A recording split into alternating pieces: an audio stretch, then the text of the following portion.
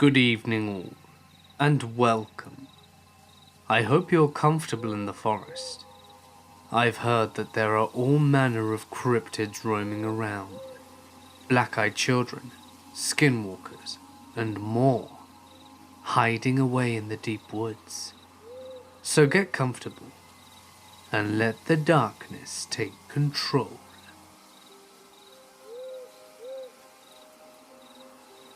I had a shitty summer. The kind of summer that makes you question what you're doing with your life, why you love the things you love, and how crummy the world can really be. And it's something I still feel uncomfortable about. I began working at a summer camp several years ago. I had history as a camper at this camp, and I loved the place. By the time I was 19, I had done what I had never imagined I'd do, and become the camp's one and only medic. As medic, I no longer hang out with counselors and other young staff as much. If I had free time, I spent it helping out in the kitchen. This year there was a big staff turnover. Our long-time cook moved on from camp, and no one was hired over the year as a replacement.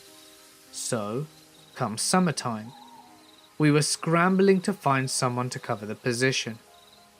I met two of the interviewees, one a middle-aged woman who, in my humble opinion, seemed like the perfect, get-it-done kind of person who you need as a cook, and the other, a tall bald man, mid-40s, with piercings galore, and a loud, "Look at me" personality. Looking at you, Mr. Meeseeks. The woman I fancied was not chosen. I think my boss was upset by her surprise when she saw how small our kitchen was. 2 ovens to feed 150 people. And the camp was introduced to our new cook, Chef Vincent. Everyone loved Chef Vincent, except for me. The instant I met him, I got chills down my spine. You know when you hear a strange sound in the dark, and your body is screaming at you to run or hide? That's how I felt every second I was in the meal hall or in the kitchen. Soon, the places that had been like a second home to me were feeling less comfortable, and more, get me the hell out of here creepy. Chef Vincent was abrasive. My first time speaking with him, he said something like, "That's your medic?" in response to my colour-dyed hair. He tried to be fancy, but his meals were dull and soggy. And after watching him prepare one, I stopped eating them altogether. I don't think the man had gone to school in his life, let alone taken a food safety course. I survived off an occasional bite of food on the table, and ate packaged crackers, bread, and things that he didn't handle directly, and a storage of cheap meal replacements and drinks in my room. It sucked. I am an extremely protective person, especially of my younger co-workers, who were basically family. Chef Vincent's kitchen staff was 16 or 17 years old, and I was afraid for them. I'd watch from outside the kitchen and talk to them, discreetly making sure that everything was okay. Honestly, at this point I was worried about being unfair, since everyone else loved him. Maybe I was the creep. But I couldn't get over the comments that he made and the way he spoke to me. He would touch my shoulder, and stand all tall when leaning over me when he spoke to me, and told me about how his kids, and how they have to stay with their grandma now, and about how many years he had of experience, which I always suspected were due to being a prison cook or something like that. He was extremely arrogant. "It's not my fault I'm better than the old cook. I just am," he would say. And I wanted to punch him. But eventually, I just stopped going to the kitchen, and even stayed away from the mess hall, unless others were in there with me. If he tried to talk to me, which he did, often at nights on the deck, I ignored him and left the room. But I still thought I was being a bitch, to be honest.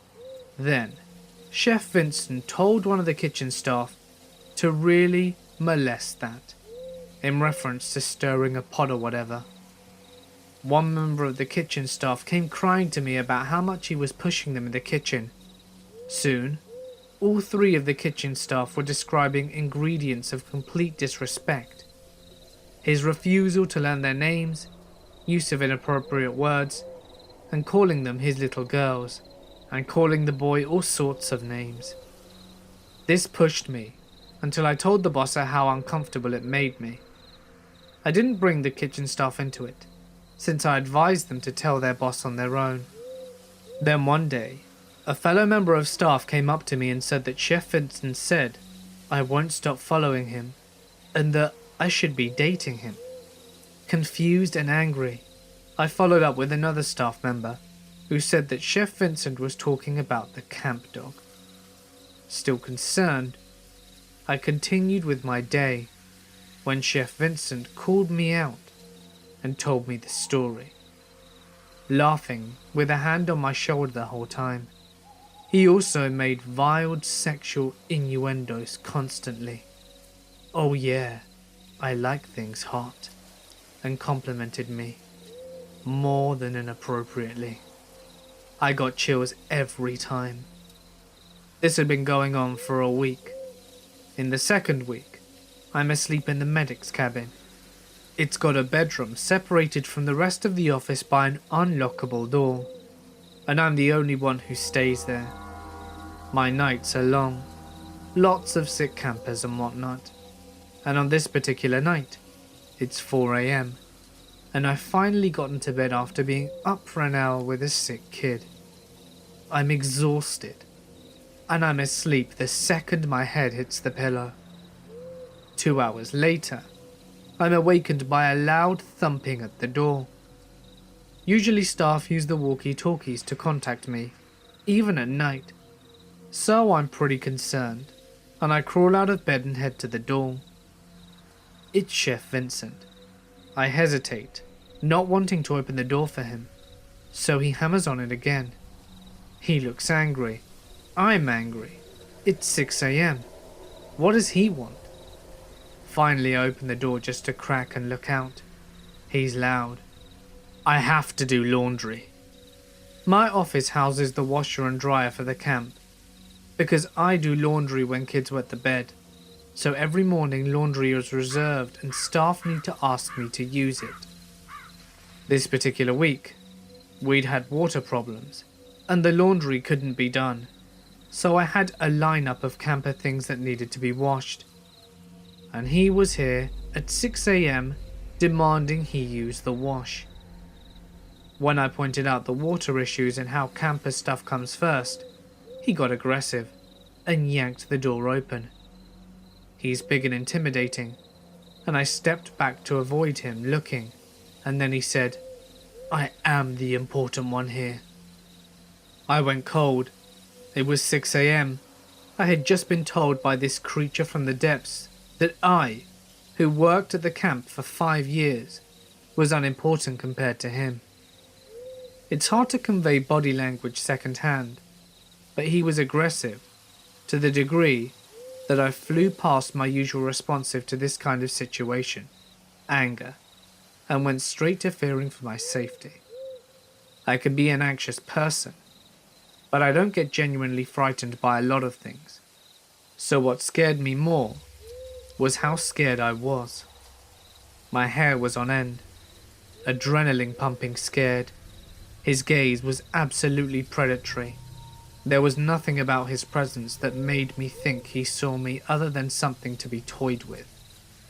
At this point, my mouth was opening, and I knew I'd say something I regret saying, especially locked in the building alone with the one man who creeped the shit out of me from the second I met him. So I forced one word out. Okay, and backed away to my room. He watched me the whole time. I got to my room, and the tears pushed from my eyes. But I'm too tired for them to actually come. I am tired of this frustration, of this anger, of this fear. I warned my boss about him. boss was always saying to listen to your gut. And I was. But did they do anything about it? No. I pushed a chair against the doorknob, not knowing if it actually works to lock doors like it does in the movies, and curled up in my bed. I told my boss the following morning, and they called it inappropriate and said that it wouldn't happen again. But that was all I heard. For the next week, I lived in constant anxiety, which meant puking a lot and hiding in my room. When he talked to me, he had a smile that would make even the most daft of people pause for concern. While before this, I had attempted to be polite. I always just left from then on. That week, all our staff were upstairs, save for a few staff monitoring the kids in their cabins. I was called over by a fellow upper-level staff member, who informed me that Chef Vincent was fired. His police check, which they didn't decide to do until after he was hired, came back. He didn't pass his vulnerable sector check, aka he was not allowed to work with or volunteer with kids in any capacity due to prior crimes, and I'll let you mull that over. Camp was effectively on lockdown whilst he was to vacate the premises. I lost it. The tears came and wouldn't stop, and I couldn't breathe. My whole body went fuzzy, and I was led out of the building by another upper-level staff member, where I managed to garble out some stuff, along with the lines of, "He'd made me so anxious, and no one else saw it. I'm just so relieved." The panic attack lasted for a solid 30 minutes. When I saw him exit the building with his belonging, I hid in my office. And when I came out, he was gone. They kept it all under wraps. They didn't tell the kids that the cook had gone. They didn't tell the parents just in case something had happened. My boss didn't even tell the board of directors. It was a huge liability, and it still is. And whilst I'm glad that my anxieties about the man were completely justified, I am filled with anger over the fact that he was hired without a criminal record check, and the fact that my feelings were repeatedly dismissed. Camp went from being the only place in the world where I felt completely safe and comfortable, to a strange place where I felt I was living a never-ending nightmare. I felt inadequate and constantly upset. It's funny how having your fears ignored can make you feel as if there's something wrong with you. Eventually, I couldn't take it anymore and quit on account of my mental health, so I could see a professional more often. I still have fears about the man finding me, which I feel is irrational because he never actually abused me or anything, just made me feel like shit with myself, and made me feel anxious, and was incredibly aggressive and over-sexual. My parents joke it about it being a Cape Fear kind of situation, and laughing about it makes it feel better, but only for a little bit. I don't think they realize just how terrified I was, and still am. So creepy chef, with a criminal record and predatory eyes, who decided to spend his summer working at a kids camp, let's not meet again. Let me preface this by saying, I am by no means a writer, just a domestic engineer living in North Texas. Also, I don't believe in paranormal ghosts, demons or aliens or whatever. However, I did have an event happen to me this Halloween. I have to admit, it's had me scratching my head ever since. So it had been a slow trick-or-treat night in our neighbourhood that evening, which is pretty odd in itself. We usually have kids from different areas drop off in ours and constantly parade at our door.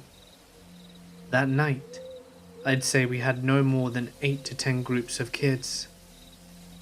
It was around 9:30, and my husband and I were sitting in our family room watching some of the ghost shows based on, supposedly, actual events. Like I said, I don't believe in that kind of stuff, but I do like a good ghost story now and then, and it is Halloween after all. We hadn't had any activity at the door in over half an hour, It was getting late, so we decided to turn the porch light on and let our dog Chloe out of her crate. Chloe is an American bulldog and is very docile. We only put her in the crate because we were afraid she'd try and get out and play with all the other kids, and I didn't want to have to chase after her down the street. I also didn't want her scaring or intimidating the kids, because she can be a little scary.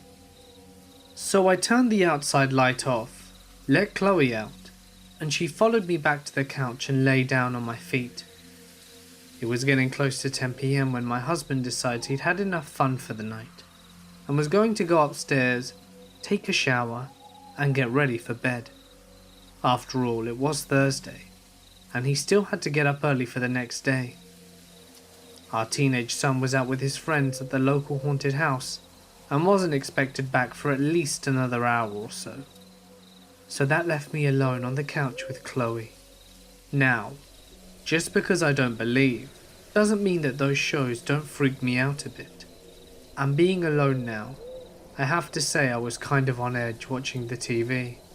It wasn't long until I heard the upstairs shower turn on, when the light came on in the patio. Knock, knock, knock at the front door. My initial reaction was, what the hell? Really? It's almost 10. Go home.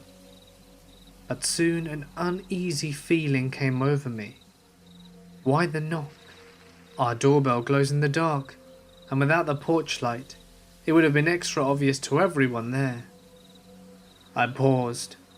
I couldn't really just ignore it. Our front door had a big glass panel, and everyone right by the door could easily see inside and know that I was just sitting there watching TV. It would have been rude for me not to answer. Just before I get up, knock, knock, knock, again from the door. I glanced down at Chloe, but she was gone. My gaze followed her usual path to the front door, expecting her to be on her way there as she normally does. Nothing. She wasn't there. I stood up to look around the room and found her crouching by the back door, like she was wanting out. However, she needed to ask to go out like that. She always comes to lick my hand, or puts her head on my knee. This was very out of character for her, and I have to say it heightened my anxiety. Chloe, crate, I said. She just turned back to look at me like, hell no, lady, I ain't moving. I yelled up to my husband, but if he was already in the shower, I knew there was no chance of him hearing me. Knock, knock, knock. About the time a car drove by our street and cast enough light on the door for me to see the silhouettes of two small children through the glass. I instantly felt relief. It was just some kids, probably a couple off my neighborhood on their way back home and wanted to stop by and show me their costumes or something. I headed for the door and looked back to make sure Chloe wasn't following. What a great watchdog, I thought I had to myself. She just sat there. I turned on the porch light when I got to the door, and sure enough I could see through the glass. It was a couple of pretty small kids. A little late for such young ones, I thought, and began to wonder about what kind of parents would let their kids run around the streets this late at night. I opened the door, enough to see where I could block Chloe's escape if she decided to grow some balls, which was only about 2 feet. What struck me immediately as odd was that the kids weren't wearing any costumes. They were wearing normal street clothes. Also, no customary trick or treat either. I began to feel very uneasy. It was a girl and a boy. The girl to my left was older, I'd say around 11 or 12. I could tell she was blonde, but I couldn't make out any distinct features, as our lights are from high above and on the columns at the front of the porch, so most of the light was coming from behind them. I had not opened the door wide enough for any of the light to come inside and hit them. The boy was younger, about a foot shorter, and between 8 or 9 I'd say, and looked to have light brown hair. The girl very politely spoke up. "Ma'am, can we please come inside and use your phone to call our mother?" As she spoke, something in the pit of my stomach was telling me that something was wrong. What kid, even at that age, doesn't have a cell phone of their own these days? I couldn't remember the last time I'd had anyone ask me to use my home phone. Hun? Don't you have a phone of your own that you can call your mum on?" I asked this, and that is when things got really weird. Both kids turned to look at one another, as if they were going to say something, but neither ever spoke. They both turned back to me and the girl said, "Ma'am, my cell phone battery doesn't have any charge left in it. Can we please come inside and call our mother? We're alone out here, and my brother is scared." I have to admit, there were two competing feelings going on inside me. The first, that of a mother's heart and wanting to help these two small children get to their mother. The other, a sinking fear in my gut that was keeping the other feeling at bay. It was then I noticed that during the short conversation I'd already opened the door a few extra inches, which I was completely unaware of doing. I stopped. "Honey, why don't you give me your mother's number and I can call her myself?" Another pause, and they looked at each other again. After a short moment they turned back to me and the girl said, "Ma'am, my little brother has to use your bathroom. Can we please come inside whilst you call our mother?" And with that last statement, the little girl moved closer to the door, almost as if she was going to walk in. As she did, she stepped into the light coming from inside the house, and I got my first real good look at her. Solid, jet black eyes. That's all I could see. That motherly instinct was gone and replaced by terror I don't think I've ever felt before in my life. I could feel every hair on my arm and back of my neck standing at attention. I closed the door to where my face was just able to stick out. The little girl stopped again and pleaded, "Please, ma'am, we're really scared and alone out here. We have to come inside. Please, help us." Then, like on cue, both kids began to whimper and cry. That's when the fear took over, and I shut and locked the door. "I'll call your mum if you give me the number," I shouted through the door, "but I'm not letting you in my house." I could still see them standing there on the porch, just staring at me through the Bellevue glass pane. Part of me wanted to run upstairs to my husband, but the bigger part didn't want to lose track of where they were. That would have freaked me out even more, to know that they were not there. After what seemed like forever, but probably a few seconds, I decided to call my neighbour that lived across the street, as I made my way to the side table by our couch to get my phone. I glanced back to the door. Chloe was nowhere to be found. We later found her in the guest room under the bed. When I got my phone and started to look for his contact info, it was when the kids had stepped away from the door and had begun walking into the street. As they did, I walked to the door to get a better look of who they were and where they went, still not calling my neighbour. If you get close enough to the glass, you can see out enough detail to make out people's shapes, but you couldn't see much detail. Of course, standing that close to the door would make you pretty obvious to anyone looking in. From the door, I could see that the kids were standing under the street lamp, nearest my house, staring at me. As I lifted the phone to my ear after calling them, only then did the kids start walking down our street. I met my neighbour out under the lamp once he was out there, but the kids were nowhere to be seen. Like I said, I don't believe in any of this stuff, and had never even heard about black-eyed kids before talking to my friend. What I really think, what I have to think, is that these kids were just yanking people's chains on Halloween night. But I will say this for them. They were really, really good at it. And they scared the shit out of me and my dog, black-eyed kid or not. A couple of years ago, my girlfriend and I were camping in the Pacific Northwest between San Francisco and Portland. We had rented a car and were stopping at different campsites every night on our way from the former to the latter. The first night we arrive at a campsite, we find that it had been closed for the season, despite the fact that we looked on their website and they say that they were open. So we ended up driving around, looking for another campsite on Google Maps. But at this point, it's getting dark.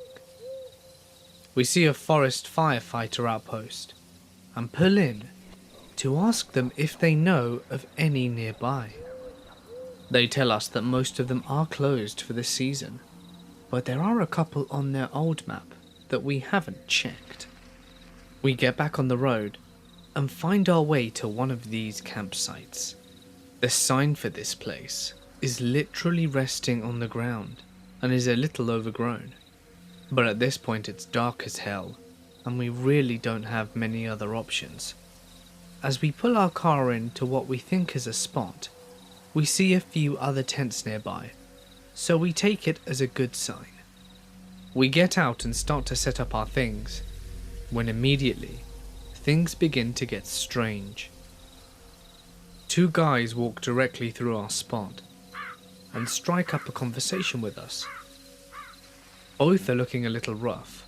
One of them has a zip-up hoodie without a shirt underneath, and I notice that he is extremely skinny. They're also both really dirty and have messed up hair, but hey, we're camping. They're both speaking very fast and seem kind of nervous. They tell us that they're actually seasonal workers nearby and are staying at this campsite to save money whilst they're there. Whilst we're talking to these two guys, a decade-old white Mercedes pulls into the campsite with all four windows blasting rap music. The driver and passenger look like some real ICP enthusiasts. They look around quickly and leave immediately. At the time, I thought they were probably looking for a campsite too. The two rough dudes also leave, and we continue setting up camp. Not too long after, we get another visitor. This time it's an older woman, with a 3-pack-a-day voice. She's nice enough, but also asking us some pretty weird questions. "You guys here for the horror show?" she asks. I'm thinking, what's a horror show? "Do you mean the haunted house, lady?" She tells us that lots of people come out for the horror show and starts warning us about all the ghouls and zombies. She eventually leaves, and my girlfriend and I agree they must be talking about some kind of haunted house nearby, as it was early October. And you know, maybe that's where the seasonal worker dudes who looked kind of scary happened to be working at. It all checked out in my mind. We start our fire, and I begin breaking out the wood, when my girlfriend admits that she's freaked out. She's worried about the people that we've encountered and how strange this campsite is. She points out that there aren't really any sounds coming from anyone else's tents, with the exception of the one woman, who wouldn't stop coughing. No music, no children, laughter, nothing. I'm starting to believe her. But at this point it's pretty late, and we don't really have any other options. I'm also thinking that if the campsite is weird, it's just some harmless weirdos. She seems pacified by my confidence, and we continue making dinner. It's at this point a bunch of really weird shit starts happening. The two dudes we met right when we got there emerge from the woods without any source of light and without saying a word, walking straight into their tent. They have a very short and heated discussion which I can't make out. One of them storms out of the tent and walks straight towards the older woman's campsite, making eye contact with me for an uncomfortably long amount of time. He then climbs into the cab of her pickup truck, and I realise there's already someone in there, and likely has been for some time. Probably the woman. You can tell that they start smoking something from when the lighter flickers. This strikes me as especially odd. You smoke cigarettes in the car? Probably not. Pot? We're at a campsite in Northern California, and I'm pretty sure there aren't any kids around. Why go into the car to do that? Then it hits me like a sack of bricks. It's meth. They were all smoking meth, and the woman was probably dealing. The level of comfort she had established in her campsite indicated that she'd been there for a while. Meth explained why everyone was looking like emancipated zombies. It explained the juggalos driving through, getting spooked, and leaving. It explained the strange erratic behaviour and constant coughing from everyone. This was clearly some sort of live-in meth village at a closed-down campsite in the backwoods of Northern California. It's at this moment that I realise the second guy is skulking around the edge of our campsite, clearly trying not to be seen. I conceded to my girlfriend that I also wanted to leave. We packed up everything very slowly and normally, trying to make it look like we were just putting away food and putting our fire out for the night. With only the tent left, I tell my girlfriend to get into the car and get ready to back out of the spot. The second I pick up the tent, the woman's truck starts up and her lights turn on. They were blindingly bright circular lights on a rack. I throw the tent into the trunk as fast as I can and I tell my girlfriend to back up. I'm standing behind the car to guide her, but also making it very clear to whoever's watching us that I have a hatchet. I was so on edge that if Mr. Rogers caught me off guard, I would have buried that thing into his skull. She throws the car into reverse, hits the pedal, and the car doesn't move. I can hear the engine revving, and I see the car lurching, but it's not going anywhere. For a split second I think they've slashed our tyre somehow. This is how horror movies start. Suddenly it hits me. The parking brake is likely on. It was. She backs up, gets on the main path, and I jump in the passenger seat. As we drive out there, we can hear them start screaming about something. Once we get onto the main road, we do a Chinese fire drill. And I drive down the road at warp speed to the first bed and breakfast that we see. It was lovely. A few years ago, I was driving across the country and stopped at Prairie Creek Redwoods State Park to camp for the night. I got in around 4 p.m. and, eager to experience the redwoods for the first time, started out on a 7-mile trail run through the park. This was early November, so I knew that I had about an hour and a half until sunset, which I thought was plenty of time for the run. If you've been to the redwoods, you know that the terrain is steep, narrow valleys, and of course, unfathomably giant trees. Twilight came early, and my pace slowed as the light dwindled. Soon as I was walking, just barely able to discern the path, this was the start of a situation. But I knew that I would be warm enough if I kept moving, so I concentrated on staying on the path and absorbing the forest's presence. It was incredibly quiet. I perhaps heard 1 or 2 bird calls the whole time, but not spooky.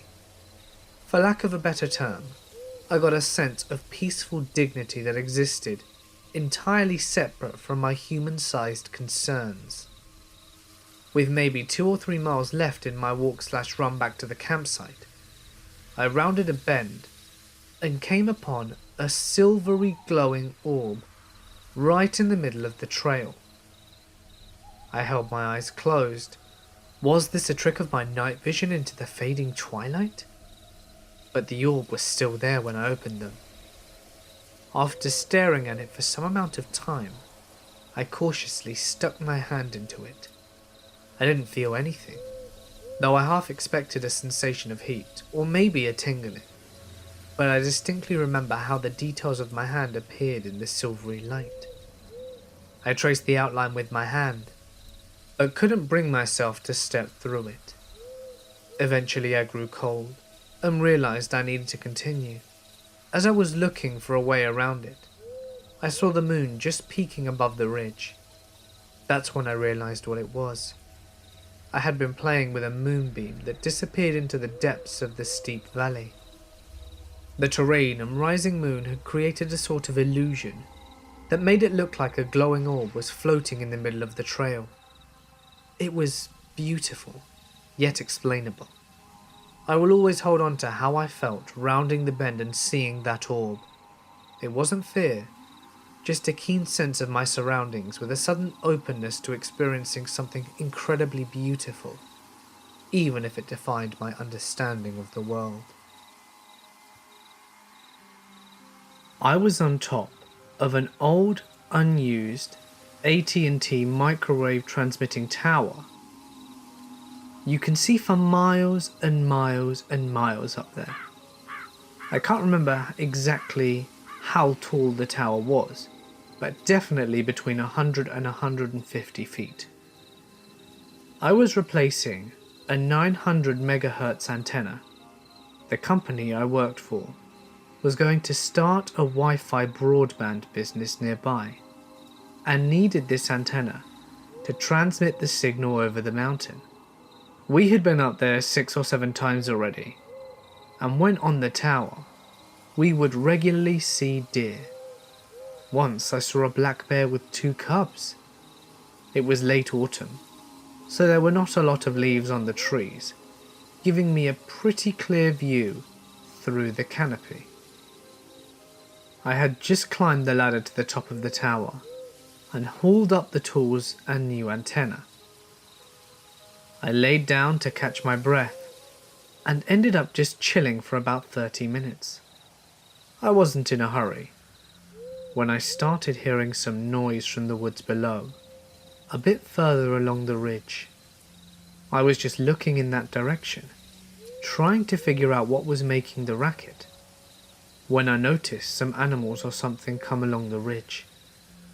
A group of 4 huge Sasquatch walked out of the woods and into the clearing by the tower and followed the fence line to the other side of the tower. I guess they didn't see me because they just kept trucking it along the ridge. I'm aware that this sounds crazy, and I get that from everyone I've told this story to. To be fair, the things could have been people in very convincing costumes. From the top of the tower, it's hard to judge the size of something from the ground without anything around it for scale. My car was on the other side of the small building at the base, and I couldn't see it, so maybe they weren't as large as they appeared. Although, I have no clue why anyone would be in the woods on the top of a mountain, miles away from the nearest road, wearing a giant, full-body costume. There's not a lot of people coming to the tower to work, maybe once a month at best, and no one knew that I was going to be there on that day, so it makes no sense to plan that kind of elaborate hoax at that location. There are houses relatively close to the tower, but not along the ridge, and either way, whether it was a group of real Sasquatch or weird people in the middle of nowhere dressed up as Sasquatch, that was not something I wanted to be a part of. I kept my mouth shut and didn't move for another 30 minutes, and listened until I didn't hear the sound of them in the distance. I replaced the antenna and kept as quiet as possible.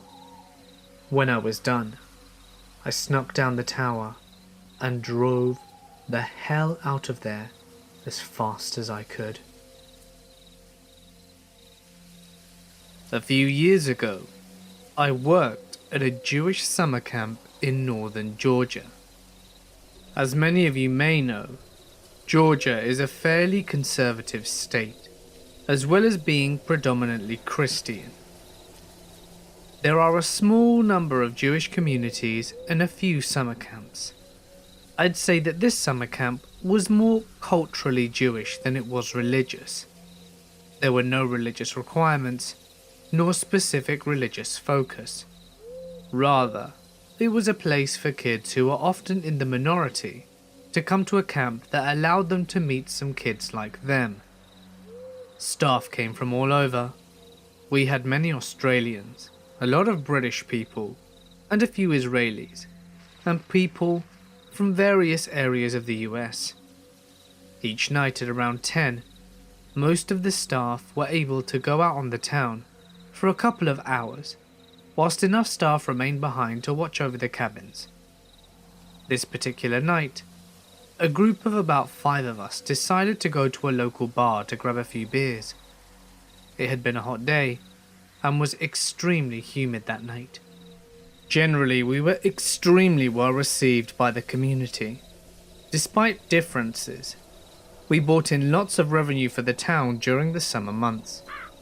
We bought supplies at the local Walmart, and often took the campers on tubing trips, or occasionally out to dinner after a long hike on the Appalachian Trail.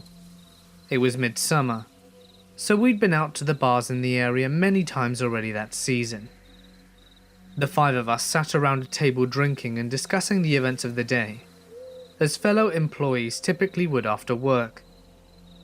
About 30 minutes in, a white man in his 20s comes up to our table.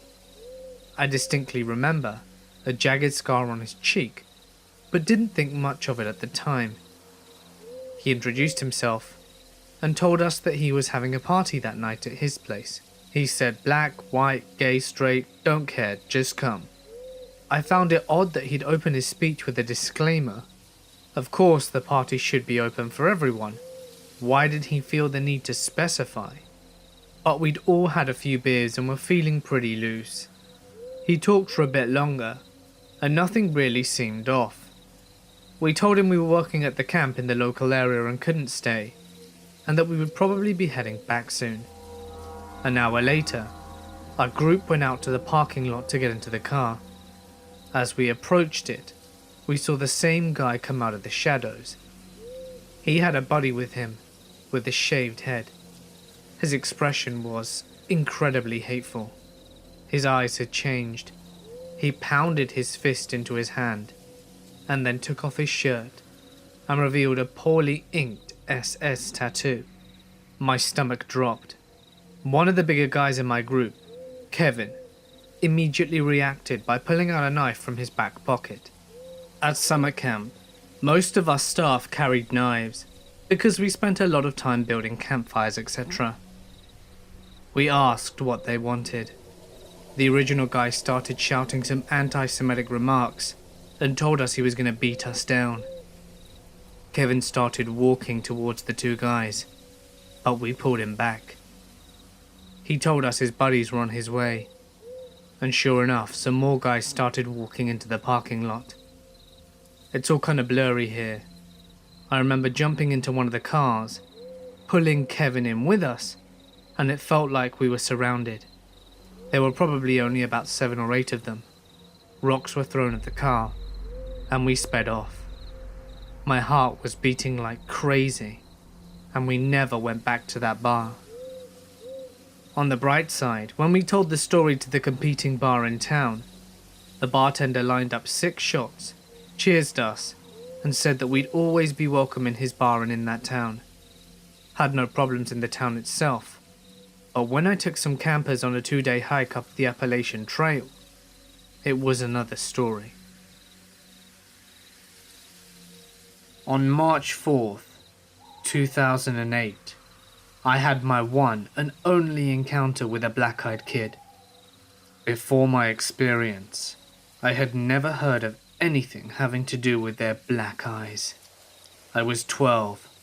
I was sitting outside of a hairdresser's in an old Chevy pickup, waiting for my mother to get her hair cut. About 15 minutes had passed, and I saw some kid walking back and forth along the sidewalk in front of my parked car.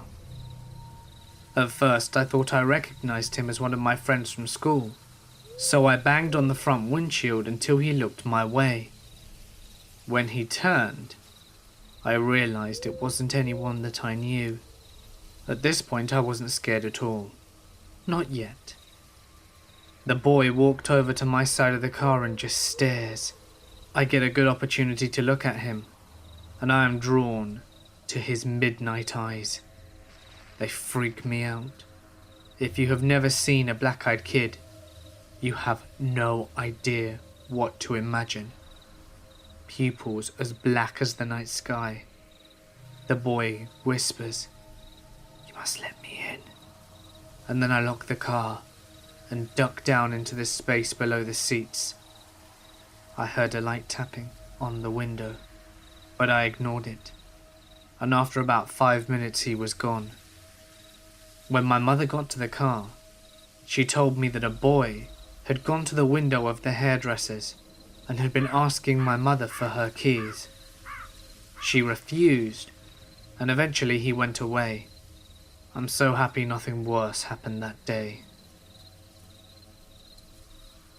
Tonight, my sister, brother-in-law and 2 friends and I all piled into a truck and we headed out to the desert near the old Cal Portland concrete factory. About half hour into driving, kicking up dust and messing around, everyone gets the chills, and my anxiety starts to flare up. We brush it off as the temperature difference and just keep going. 10 minutes later, we come around a corner and my sister says, "Please tell me you guys just saw that woman." We responded with, "What woman?" She says, "We just passed a woman standing on the side of the road wearing pink. I think it was a pink shirt, and she had blonde hair that was covering her face. She looked dead."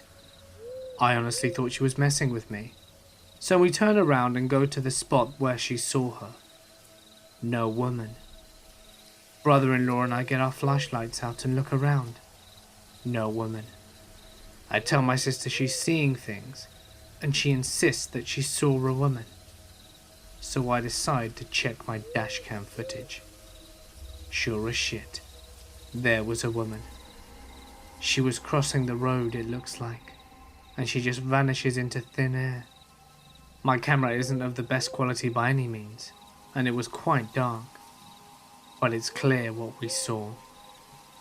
My brother-in-law and I canvassed a 2-mile square radius with flashlights calling out to the woman because we legitimately thought that someone was lost out in the desert. The entire time we kept feeling and hearing things around us. Some info to note, this was right next to an extremely murky pond. There is a possibility that her body could be hidden in the pond. I was hiking through the remnants of a remote, long-abandoned town and the surrounding area. To get as far into the woods that I was, you had to cross a fallen tree over a creek 3 separate times. I had just crossed the 3rd bridge and was about 5 miles in, and something blue caught my eye just ahead of me. There was a man in his late 60s wearing blue satin pajamas sitting in a tree. The closer I got to him, the louder he laughed. It wasn't a maniacal laugh, but it set off alarms in my head nonetheless. He also wasn't wearing any shoes and looked very well groomed/cleaned.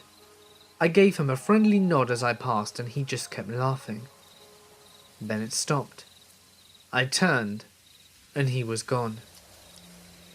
No branches cracked, no plant rustled, no sounds were made. He was just gone.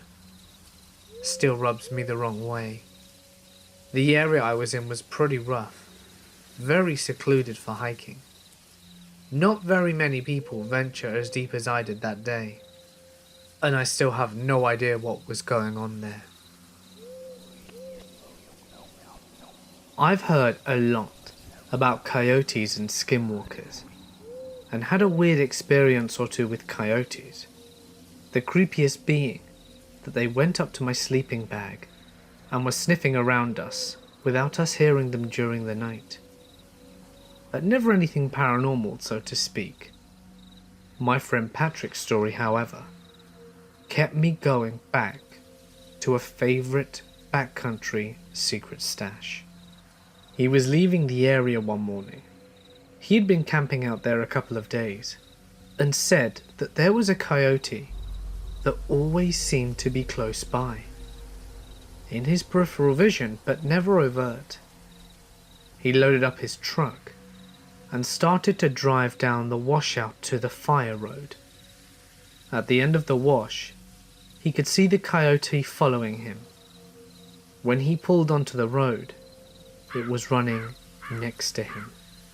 Now he was freaked out, so he sped up and said he was going at 35 or so, and it was running along beside him. Definitely not possible. When he looked back, the coyote was running on 2 legs and was wearing what Patrick said looked like buckskin pants. An instant later, it was a person wearing a coyote fur, keeping pace with the truck. He looked again, and it was gone. We never went back to the grove after that. Too freaky. I am originally from India. My parents sent my sisters and I to an Indian summer camp so that we could learn more about our culture. At the time, I was around 14. I was the standard young and cute kid. I had been going to this camp for a couple of summers, and this particular summer was an important one. The teachers were extremely excited because they had a yoga guru of some sort visiting. I think he was around 60. He would teach us traditional music and dance. He started noticing me right away and kept making comments about how well I was doing things. As the summer continued, I would frequently find him watching me and talking to the teachers about me. Whenever he fixed my pose, he would linger a little too long. These things kept happening, and I started to become aware, very aware, of his presence. Flash to the end of the camp, and it was a couple of days before the ending ceremony. A few girls ran up to me and said that he had candy in his room as he was staying at the camp. They said he would give me some if I went up. I really had a craving for sugar, but I didn't feel comfortable going alone, so I had a few girls come with me. He gave them candy right away, and they left. When I asked for some for me, he motioned for me to come inside his room. I shook my head. He kept trying to get me inside his room. Finally, he gave up after I wouldn't budge and asked for a kiss in exchange for the candy.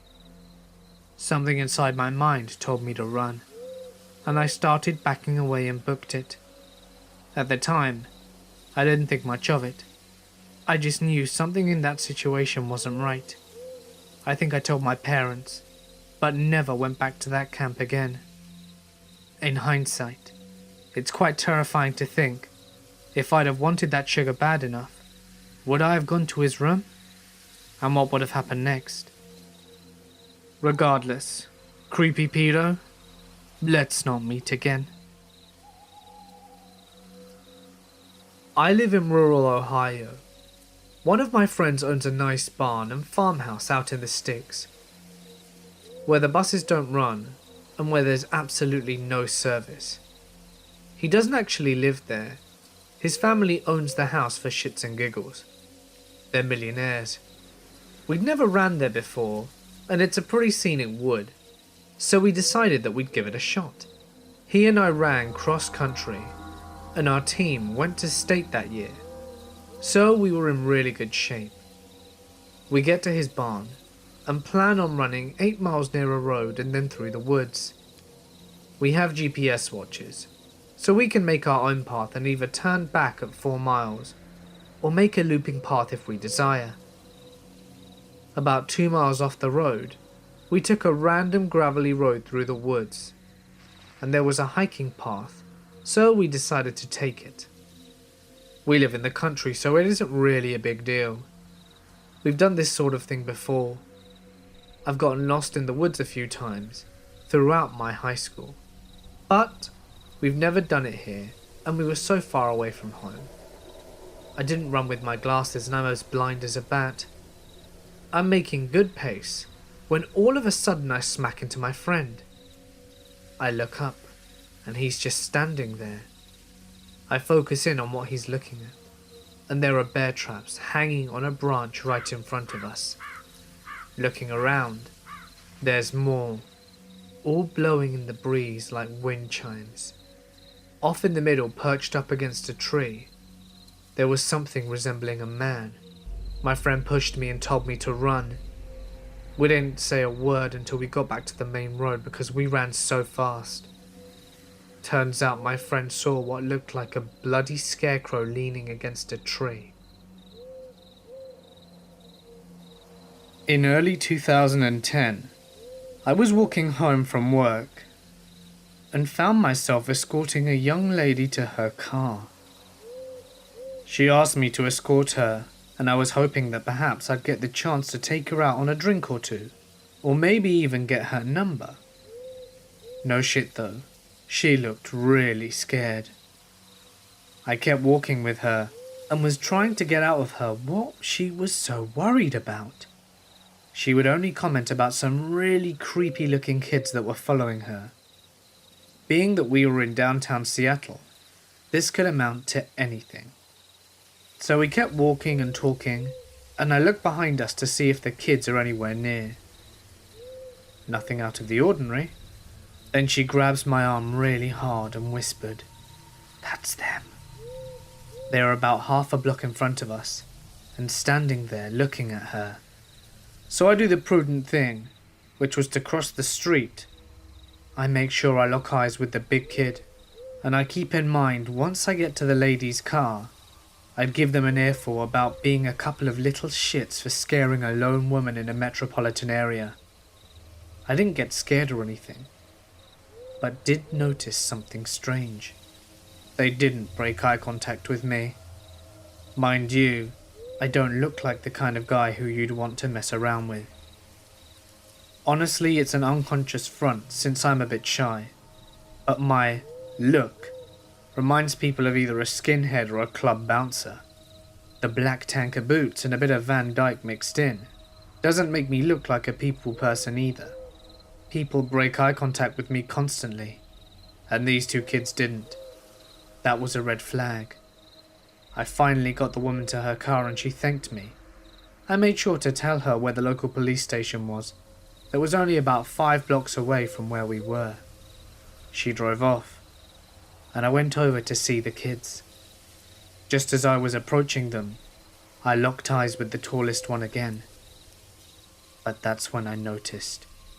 His eyes were pitch black. I stopped in my tracks and did not know how to proceed, my mind being overwhelmed with information. This was wrong. I looked down at the other one. He had black eyes as well. I started to feel seriously uneasy, and even though it's not in my nature, I decided at that moment to just walk away. I turned around and left. I'd heard about the black-eyed kids, and there was no way in hell I was going to start a confrontation with one of those. I swear down, that's probably the scariest experience of my life. On a 2-week solo backpacking trip, I had 4 days in seclusion between ranger station check-ins. On the first day of the seclusion, I felt like I was being stalked. I lay in my tent that night, and I could hear what sounded like footsteps around my camp, but nothing came close. In the morning, I checked all around and found no evidence of footprints or having any wildlife around me. I broke down camp and took off trying to put it behind me. The second night was the same thing. I grew so paranoid that when I couldn't hike during the day, I would go over rocks and walk through streams, anything to try and break the trail so that I couldn't be tracked. I'd go around a blind turn, and then sit there for an hour, waiting to see if anything would come up behind me. At night I couldn't sleep for more than 10 or 15 minutes before waking up. Finally I got to the ranger station check-in, and told them what I had been experiencing. I went and set up camp as close to the station as I could, and later the rangers offered me to sleep on their couch for comfort, as I could actually sleep. I accepted and stayed the night indoors. I walked out to my camp in the morning, and it had been destroyed. My tent was cut on the sides, sleeping bag ripped apart and turned inside out. The rangers came to report it, took pictures of everything, and I ended up getting one of the rangers to give me a ride back to base camp, so that I could go home the next day. Not sure what was stalking me, but it scares me shitless to this day. I grew up in a very rural area of the Deep South, and spent most of my time riding horses alone in national forests and expensive private properties that bordered our house. There was an old abandoned house, 2 miles ride through the woods from me. I often rode by it on my journeys through the woods. Sometimes I tied my horse up, went inside and explored, but there was nothing really of interest. There was just trash, and things that looked like electricity bills from the 80s. I think an old woman used to live there based on some pictures that I found. Time went on, and I went away to college, taking my horse with me. I no longer rode past this abandoned house after graduating my college, and my horse and I moved back home for a little while, and I decided to go back to explore the area again. So I rode my horse the 2 miles through the deep woods to get to this house, which itself is probably 1,000 feet from a lonely gravel road that cuts through the forest. It is very secluded and almost creepy. The house is about 3 miles away from a paved road. I am less brave than I used to be, so when I entered the house I felt out of place and slightly scared. But I used my cell phone light to explore the rooms anyway. A lot was just as I remembered, but right as I was about to leave, I found half a skeletal calf in the corner of the entry room. I have no idea how the calf got shut inside a building. The doors were firmly shut when I approached it, and also the screen door opened one way, so it was impossible for both to be open at once for some creature to accidentally wander in. Furthermore, the nearest cow pastures were a good bit away from the house. I left the abandoned house with the image of my head of some deviant, cruelly trapping a calf in there for sick purposes. I hope I never have to meet the sickos who did that. It almost felt like a dream. I woke up to my dog Lucy barking. She was upright on the bed where my husband and I were sleeping with our 22-month-old daughter, staring at our door like an unknown stranger was out there, rummaging around. I thought she was just freaking out over a house noise. We'd only had her for 3 months, and she was still a puppy. It could have been anything. Our roommate, a creak from the house settling, the awnings moving outside in the breeze. I wasn't too concerned initially. I decided the best thing to do would be to open the door and show her that nothing was there. It sounds a bit silly, but that's what we do with our daughter when she gets scared, and I figured that it would work with the puppy too. I opened the door, and she raced to the front door. She stood there snarling. It was an angry, violent growl, one I had never heard her make before. I looked groggily at her and opened the baby gate blocking the doorway, planning to open the door and show her that everything was okay. The second my hand reached for the deadbolt, Lucy went wild. She started barking and jumped towards me, and when I touched the metal, she suddenly changed her temper. She whimpered, almost like she was afraid and backing down. As her mannerisms changed, so did mine. I wasn't calm anymore. My heart was racing and sinking at the same time. I had been flooded with a mixture of fear and dread. I looked through the peephole. I can't explain why I looked, but I did. Outside were two kids. One was only just a smidgen shorter than I, and didn't look much younger. I'm 21, and she looked to be around 16 or 17. She was slender and pale. Her hair was a light shade of honey blonde, and she wore it long, about mid-back with long, thin, blunt bangs in the front that covered most of her eyes. She wore jeans, a light wash that's popular right now, and a thin-looking, olive-coloured pullover-style hoodie. She held the hand of a small girl who looked to be around the age of 4 or 5 in the same style jeans and a button-down ivory cardigan. The smaller one looked at the floor shyly, but had the same shade of hair tied back in a ponytail. She held a stuffed toy under her free arm, and it was identical to one my daughter has, as was the style of dress. Had it not been for the feeling of overwhelming dread and fear, I probably would have asked these children to come in, as well as given them a hot beverage to get them out of the bitter cold. Something about them seemed off. At this point I hadn't made any noise. I hadn't hushed the dog or grumbled. Nothing. I hadn't turned on any lights. Those kids had no indicators that I was at the door. And yet, the older one spoke. She had a voice that was mature, confident, strong, and accentless. She held her head tilted downwards, and I could see her eyes. She said, "We have to use your phone." I stood frozen in fear. How did she know that I was there? She raised her head to face me directly, and that's when I saw her eyes. There was a reason I couldn't see them through her bangs before. They were black, or midnight blue, or a dark, dark purple, but nonetheless they were otherworldly. She said, "Our mother is worried." As someone who has always been interested in creepy stories, I knew what she was the second she looked at me through the door.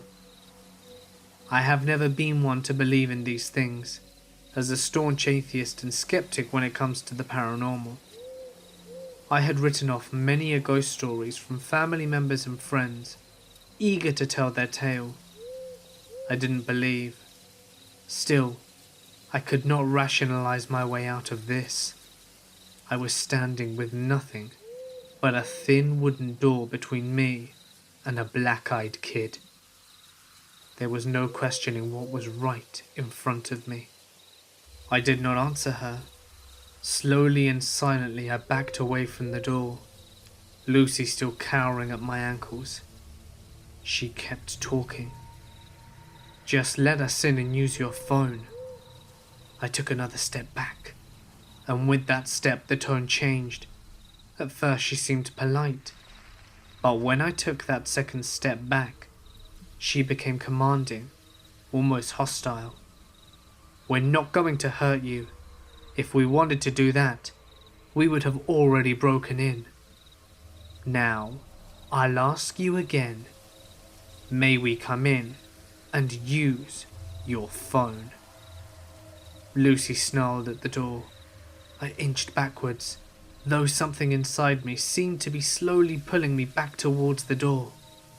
It wasn't a physical pulling, so much as a subconscious need to go back and let them in. I went into my room, covered up the window and locked the door. and sat in the dim light of the nightlight. I heard her call me back to the door once more, and then quiet. I didn't go back to sleep that night, and I haven't slept right since. I know from reading about the BEK that they don't come in without permission. I know they haven't hurt anyone, but I fear that I would have been the exception. But this lingering feeling of sadness, this dread when my house is silent at night, this fear of a knock at the door, tells me otherwise. It was June 1987, because it was the baseball season after the Bill Buckner disaster. My girlfriend's parents owned the place. It was in southeast Idaho. It was a pretty big place with lots of acreage. The guy who was the full-time caretaker for the place had just quit, and my girlfriend's dad went out there to find a new caretaker. But the new caretaker couldn't start for 1 month. Her dad offered to pay me $1,200 to go out there. Free food, satellite TV, and all I had to do was keep an eye on the place and feed the dogs and the horse. I had never been out west, so I took him up on it, and it sounded better than doing landscaping. I spent the time reading, exploring, playing the dogs and riding the horse. It was completely uneventful, until that night. After the knocking stopped and dogs stopped barking, I eventually went back to sleep. I didn't freak out that much because there were 2 German Shepherds inside with me, and I had a gun. I kept it on my nightstand. I had been drinking a little but was not drunk by any means. There were several neighbours that were a few miles away. I was kind of thinking that someone had just driven down the wrong driveway. Next morning at the crack of dawn, I opened the front door to let the dogs out and see a white Chevy Nova sitting in the driveway. It was near the small cabin for the caretaker. The cabin was around 100 yards from the main house. I called my girlfriend's dad and asked him if he knew anyone with that make or model of car.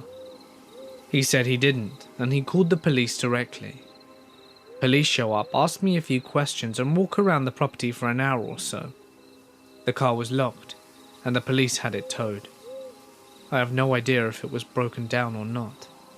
There was only 1 set of tire tracks coming into the house. A few days later, my girlfriend's dad called me up to say the guy who owned the car was missing, and to call the police if anything weird happened again. I have no idea who the guy was at all. Don't know how long he was missing or when he was reported missing, or who reported him missing. He was just missing. My girlfriend's dad didn't know much about it either. After about a month, I go back home. The girlfriend and I break up shortly thereafter. I see her out of town a few months later and ask her if she ever found out what happened to the guy. All she knows is that the guy was found dead, apparently killed himself 30 miles away.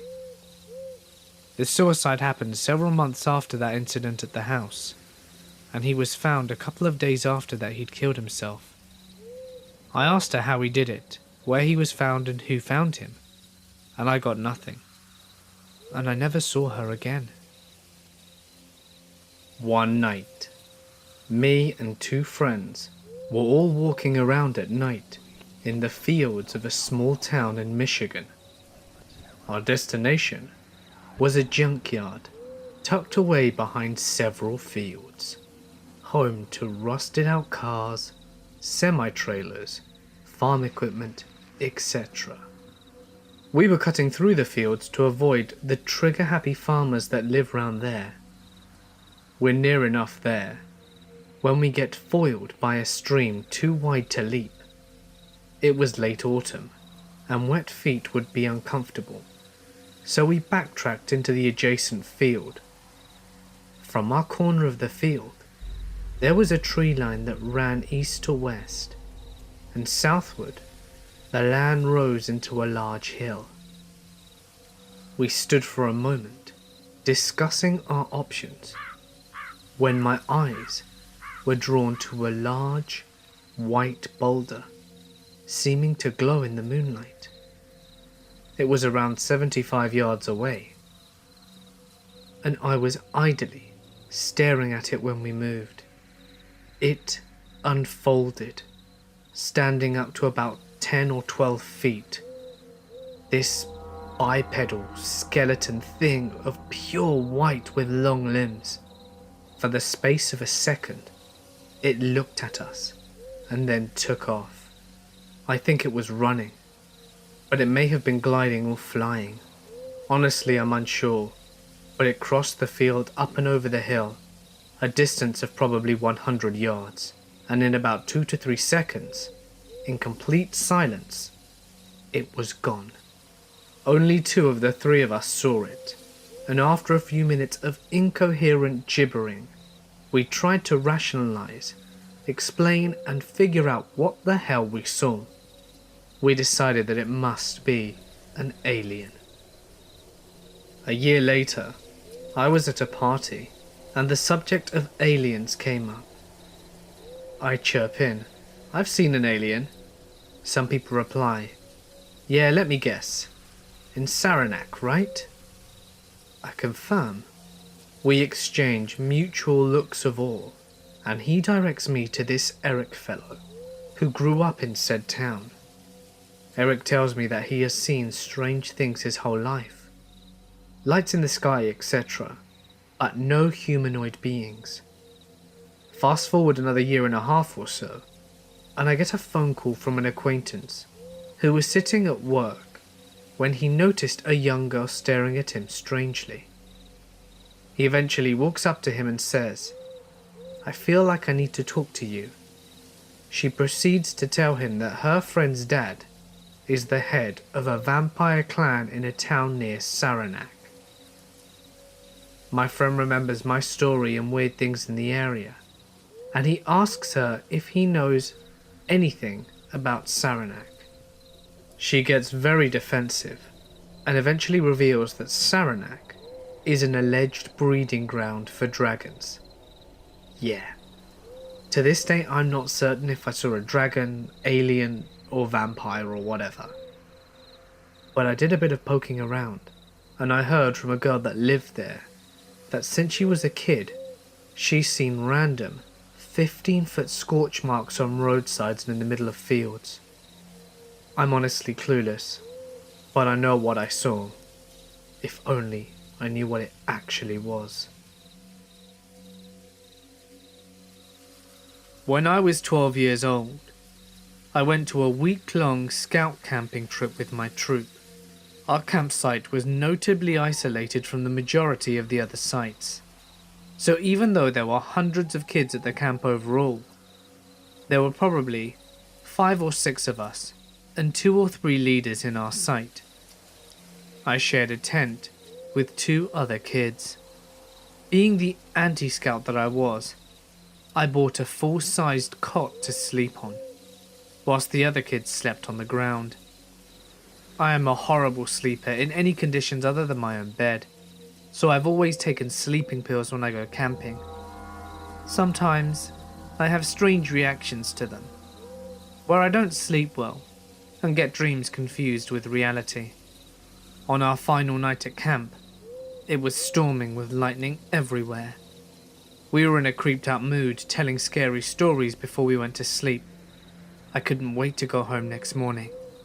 I took my pills and somehow managed to fall asleep. I woke up a few hours into the night. I could barely make out the crouched over figure of a tall man. I'd woken up because he was gently grabbing my leg.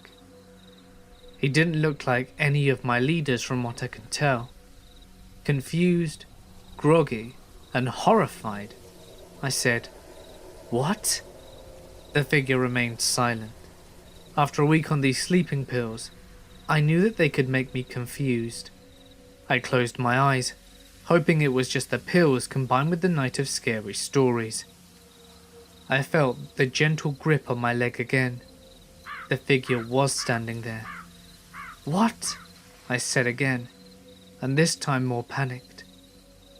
Suddenly, still without a word, the man leaned down on the ground next to me where I couldn't see him because I was elevated.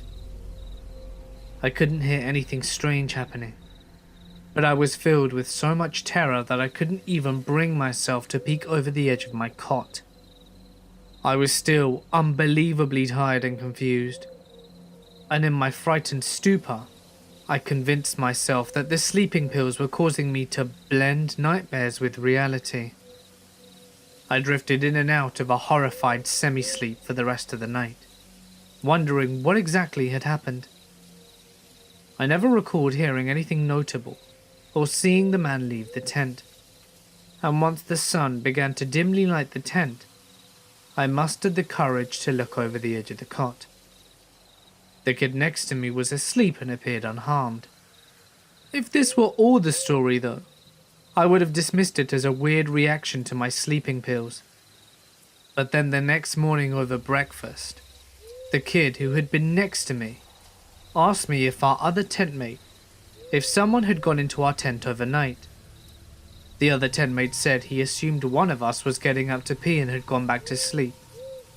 When we all confirmed that none of us had gotten up in the night, we started freaking out, begging our leaders and the other scouts for them to admit if one of them had played a joke on us, or that they had a history of sleepwalking. Nobody had any idea what we were talking about. I don't know what someone's motives would have been to come into our tent and to gently touch my leg and be silent, unless I have some serious mental blocks. There was no kind of sexual violation that I can recall, just a strange, quiet intruder. I was working in Oregon. I worked for a company that handled the customer service member privileges point of sales systems between Planet Fitness, and I was checking in on a few locations. Since Planet Fitness is a 24/7 establishment, I had to cater to all the shifts and would show up to each club multiple times during day or night. One night, approximately 11:30 p.m., I was heading to the PF location in Beavington, Oregon. My rental car had Bluetooth capabilities and was currently playing a Coast to Coast AM episode throughout the car's speaker. This particular episode was a talk about the jinn. I don't know how the topic came on, but I remember that someone brought up the black-eyed kids phenomenon, and the person who was speaking said that it could be related to the jinn. Looking back, that was a serious coincidence, because what happened when I arrived to the club chilled me to the core. I'm a smoker. Nasty habit, but it's my vice. When I arrived at the club, I decided to smoke in the parking lot, with the driver's side window open on my rental, so that I could continue to listen to Coast, and not be in the car because rentals can fine you a couple of $100 for smoking inside. The PF there was an L-shaped strip mall. I don't entirely remember all of the stores in the strip mall, but the Planet Fitness is all the way to the end, and all the way to the left is the pharmacy of some kind. My passenger side was parallel to Planet Fitness, and that was about 30 feet away from a streetlight. The pharmacy was around 75 yards away, and obviously closed. I was leaning against the car smoking, and playing on my phone, looking up at the pharmacy. In the light of the marquee, I could see two people standing outside of it. For it being near midnight, I thought how weird it was to see someone outside an obviously closed pharmacy. But the thought was fleeting, and I was once again down in what was probably a safe bet.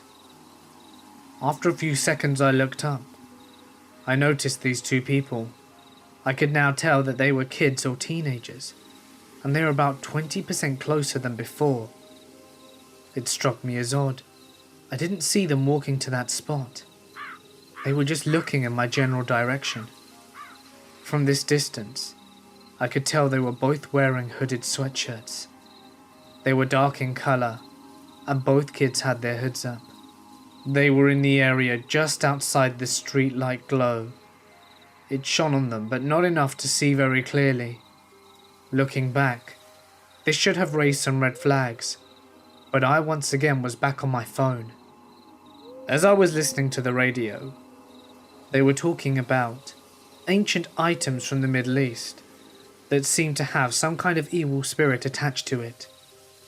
Well, now I glance back up, and the kids are about 25 to 30 feet closer. They were once again outside the general streetlight glow, but I could see them much clearer. This time, their heads were aimed down. I couldn't see their faces, but I could make out their clothes. One had an olive dab green hooded sweatshirt with no visible markings nor insignia. The hoodie was on the top of what appeared to be a grey ball cap, and once again, with no markings or insignia. The other one dressed very similar, the only difference being navy blue zip-up hoodie and a hood over what appeared to be a black ball cap, khaki pants, and white shoes. The kids were standing still. I hadn't seen them move to their current location, as they were almost frozen there, not moving at all. I don't know why, but I just went back on my phone, not fazed by it. I got a weird feeling almost instantly. I looked up, and they were there. 5 feet in front of me, and not moving closer. I tossed the cigarette butt underneath the car. I asked them if there was anything I could do for them, and then they replied, "Please, kind sir, may we borrow a cigarette? It's very lonely at night. We only need 1 cigarette. Please." After they'd finished speaking in unison, they slowly lifted their heads to show me their faces. I remember thinking it's kind of late for teenagers to be out on a Thursday, and almost as if they'd just plucked that from my head, I heard, "It's quite all right. We have permission." As soon as permission rolled off the second kid's lips, their faces were level with mine, showing me solid, jet black eyes. I froze. My mind was going about 1,000,000 miles a minute, because damn it, I did know what black-eyed kids were. Well, not what they were, but I knew of them. I couldn't move or speak. Their faces were almost the definition of blank, almost because the edges around their slit-straight mouths began to curl ever so slightly. But you could see it. The inside of my stomach began to get colder, and with all my might I tried to turn my face, but I could not. The second kid took a step forward. The movement of shoes caught my eye, and I broke eye contact. I looked down, and the moment my eye contact was broken, everything I knew about black-eyed kid encounters rushed through my head, and I turned around and ran into the club. Now when I say ran, I sprinted in loafers, and all 6'1", 250 pounds of me screamed the whole way. The young kids who worked the counter just stared at me when I came in. I tried my best to explain, but they didn't know about the black-eyed kids.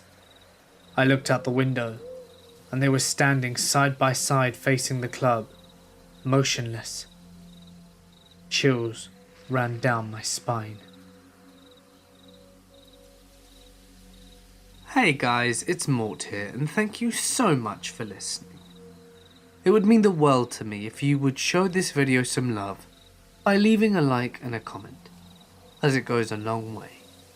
And why not consider sharing it with a friend, or someone who you think would enjoy it. Just a reminder that you can get into the holiday spirit with my new merchandise, which can be found in the description, along with the links to my social media as well as my Patreon, if you're feeling extra generous. If you'd like me to read your story on my channel, feel free to send it to my email or share it to my Reddit, which is of course in the description. Please make sure to include as much punctuation and descriptive language as possible to maximize the chances of it being read. But anyway, for now guys, I'm gonna sign off. Stay awesome, and I'll see you in the next one.